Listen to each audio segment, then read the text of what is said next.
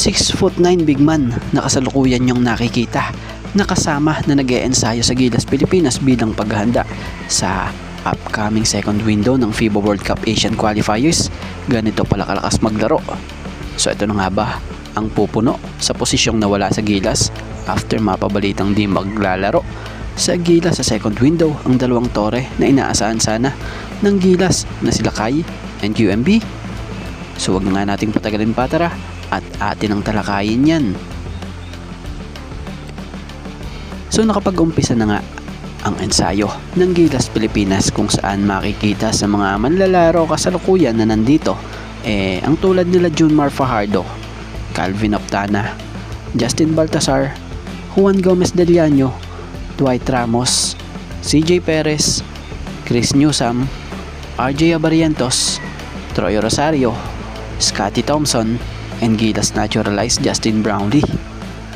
Pero may mga nagtatanong nga, sino ba raw itong bagong buka na ito na may kalakihan na manlalaro?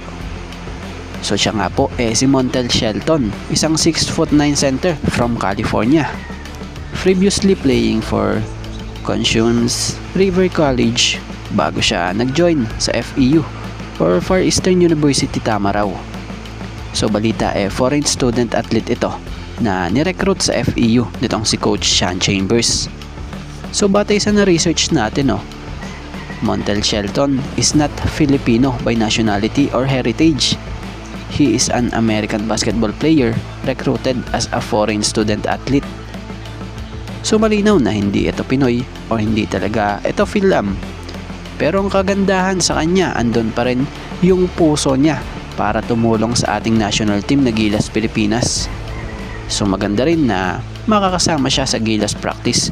Bukod sa exposure, malaking tulong siya sa Gilas Pilipinas national team as a practice player, lalo't big man siya, kung saan makakatulong siya sa mga manlalaro natin na bumangga sa ganito kalaking mama.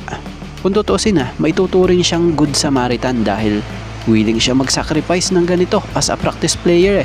So respect sa FEU foreign student athlete na ito dahil malaking bagay ang presensya niya para masanay ang mga manlalaro natin na humarap or haharap sa mga powerhouse team gaya ng Tall Blacks and Boomers sa second window ng FIBA World Cup Asian Qualifiers.